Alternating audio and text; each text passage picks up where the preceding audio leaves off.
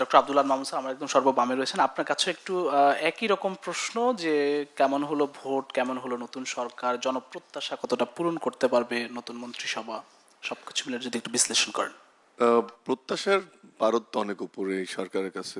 এবং যে কয়েকদিন থেকে নানান পত্রিকা বা লেখালেখির মধ্যে যে তিনটা এরিয়া মূলত ঘোরাঘুরি করছে, একটা হচ্ছে অর্থনীতি, আইন শৃঙ্খলা পরিস্থিতি, অর্থনীতির মধ্যে রমজান ইনক্লুডেড, এবং আন্তঃরাষ্ট্রীয় সম্পর্ক এবং রিজিওনাল রিলেশনশিপ, যেখানে ভারত ফ্যাক্টরটা অনেক বড় ফ্যাক্টর, সেটাকে কিভাবে ডিল করে।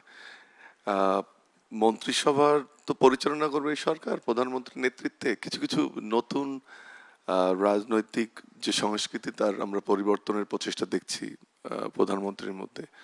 আমি আর রিপিট করতে চাই না, সেটা তার চলাফেরা থেকে শুরু করে তার জীবন নির্বাহ করা বা প্রাইম মিনিস্টার যে প্রোটোকল, সবকিছু মিলে এটা খুবই প্রশংসনীয় বলে আমি মনে করি এবং এটাকে অ্যাপ্রিসিয়েট আসলে করতে চাই। একই সাথে দেখতে চাই যে এই যে পরিবর্তনটা উনি আনতে চাচ্ছেন রাজনৈতিক সংস্কৃতিতে, সেটা প্রোটোকল বাদ দিয়ে বা আসন ছেড়ে দিয়ে অথবা আচার আচরণের মধ্য দিয়ে মানুষের সঙ্গে মিশে, যেটা উনি শুরু করেছিলেন নির্বাচনী প্রচারণার সময়, দেখতে চাই যে সেটা মন্ত্রী পরিষদে প্রথম, এবং একইভাবে যারা বিএনপির এমপি আছেন এবং স্থানীয় পর্যায়ের নেতাকর্মী আছেন তারাও এটাকে ফলো করেন। এটা ফিলসফিক্যাল পজিশন অথবা উনি সেট করছেন, এটা দেখতে চাই আমরা অন্যদিকে আস্তে আস্তে যেন এই পজিটিভ পরিবর্তনটা হয়। আরো একটা কথা আমি উল্লেখ করতে চাই যে যেহেতু বিরোধী দলও গঠনমূলক বা একটা সফল সরকারের অংশ, জামাত ইসলামের পক্ষ থেকে আহ, আমন্ত্রণ জানানো হয়েছে ইফতারে। আমি দেখলাম যে উনি এই ইফতার পার্টিতে যাবেন। এগুলো অনেক আগে আমরা দেখতাম এটি, যে খালেদা জিয়া শেখ হাসিনার সময়, কিন্তু এবার একটা নতুন। আমি জামাত ইসলামকেও ধন্যবাদ জানাই এবং প্রাইম মিনিস্টারকেও, যে এই ধরনের প্রোগ্রামগুলো যেটা হয় একটা ভেন্টিলেশন বা সংসদ বা ফর্মাল গ্যাদারিং এর বাইরে, এই ইন্টিমেসি গুলো খুব গুরুত্বপূর্ণ ভূমিকা রাখে। এবং যেটা শুরুটা হয়েছিল যে উনি নিজেই উনি মনে করেছেন যে তিনটা প্রধান পক্ষ, এটা এনসিপি, জামাত ইসলামী এবং একটা হচ্ছে খেলাফতে মজলিস, বোধহয় আমাদের পাখা মার্কা, যেটা চরমনাই পীর সাহেব, ওনাদের সঙ্গে দেখা করেছেন। একটা নেতৃত্বের জায়গা থেকে জাতিকে যিনি প্রধান নেতৃত্ব দিবেন, ওনার জায়গা থেকে উনি চেষ্টাটা করছেন। এবং জামাত ইসলামও যে চেষ্টাটা দেখালো, আমি মনে করি এটা কন্টিনিউ করবে। এনসিপির ক্ষেত্রেও একই ভূমিকা আমরা দেখতে চাই। এটা গেল প্রধানমন্ত্রীর ভূমিকার ক্ষেত্রে। দ্বিতীয়ত হচ্ছে যে আমাদের এবারে সরকারে নবীন মন্ত্রীর সংখ্যা অনেক বেশি এবং আমি মনে করি এটা খুব স্বাভাবিক, কারণ 17 বছর নির্বাচন হয়নি এবং টেকনোক্র্যাট মন্ত্রীর সংখ্যা কম থাকবে। আমরা বিশ্বাস করি এই স্বপ্নগুলিতেই তৈরি হবে স্বপ্নের বাংলাদেশ। স্বপ্ন ধরা, ধরনীর বুকে স্বপ্নের ঠিকানা।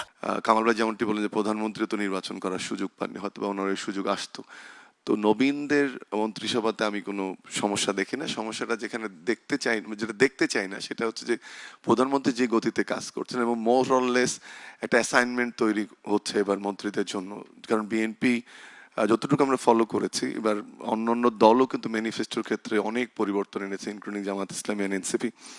বাট বিএনপির ক্ষেত্রে আমরা যেটা দেখেছি যে শুধুমাত্র কি করব না, কিভাবে করব সেটাও যুক্ত ছিল। এবং বিএনপি তাদের প্রচার প্রচারণায় ফ্যামিলি কার্ডের ফান্ড কোত্থেকে আসবে, ফার্মার্স কার্ডের টাকা কোত্থেকে আসবে, ব্যাংক ঋণ মকুব করলে কি হবে, বা এনজিও ঋণ কোথা থেকে ছাড় করা হবে, সবগুলো বিষয় নিয়ে এসেছিল।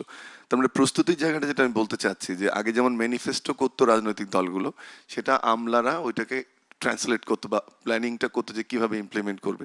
কিন্তু এবার যেটা সুবিধা ছিল বিএনপির তাদের পরিকল্পনার ক্ষেত্রে, যে ম্যানিফেস্টো লেখার বাইরেও প্রস্তুতিটা ছিল যে কিভাবে করব, যে কারণে কিন্তু দ্রুত তারা ম্যানিফেস্টো বাস্তবায়নের, আমার জানি না কামাল ভাই বা সিনিয়র যারা আছেন এখানে অথবা অদূত ভাই বলতে পারবেন, যে খুব এত দ্রুত ম্যানিফেস্টো বাস্তবায়নে যাওয়া, এটাও কিন্তু একটা চমক। সেক্ষেত্রে যেটা গুরুত্বপূর্ণ, যে নবীন যারা মন্ত্রী হলেন তারা এক্সিকিউটিভ পারফরমেন্সটা ঠিক করতে হবে। একই সাথে যখন 13টা বোধহয় উপজেলায় আমাদের ফ্যামিলি কার্ডের কথা বলছে সরকার বাস্তবায়ন করবে, সেই 13টা উপজেলার এমপি প্লাস লোকাল প্রশাসনের ওই ভূমিকা দেখতে চাই যে তারা একই পেসে আছে। তার মানে নবীনের চেয়ে গুরুত্বপূর্ণ হচ্ছে তাদের সততা, একাগ্রতা, স্বচ্ছতা, জবাবদিহিতা এবং দুর্নীতি মুক্ত থাকা। এটা খুব গুরুত্বপূর্ণ হবে বলে আমি মনে করি। একটা কথা বলে এই পর্বে শেষ করে আমি, সেটা হচ্ছে যে আহ, এবারে আর একটা জিনিস একটু আমি মনে হয় যে গুরুত্বপূর্ণ, সেটা হচ্ছে যে নারীদের ইনক্লুশন নিয়ে অনেক কথা হয়েছে এবং আমি মনে করি ব্যক্তিগতভাবে যে জামাত ইসলামের এবারে নির্বাচনে অন অফ দি ব্যাকফুট যে জন্য তারা চলে গিয়েছিল, সেটা হচ্ছে নারীদের সম্পর্কে তাদের অবস্থানটা ক্লিয়ার করতে পারেনি।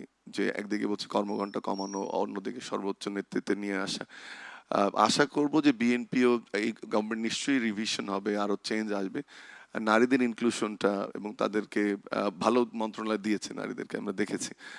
নারীদের আরো স্কোপ করে দেওয়া এবং তাদেরকেও সামনে নিয়ে আসা, কারণ জনসংখ্যার একটা বড় অংশ নারী। এবং গ্র্যাজুয়ালি দেখতে চাই যে জুলাই সনদের বাইরে গিয়েও, যদিও বিএনপি বা অন্য অন্য দল যেখানে নারীদের, জামাত ইসলামের কথা বলছি আমি, যে তারা কোনো নমিনেশনই দেয়নি, হয়তো বা ভবিষ্যতে আমরা জামাতের কাছ থেকে এটা দেখবো, যেটা ওনারা বারবার বলছেন, এবং মহিলাদের একটা নারী সদস্য নির্বাচনের সুযোগ এসছে তাদের।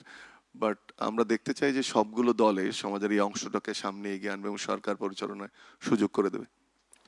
অসংখ্য ধন্যবাদ মামুন স্যার। আমি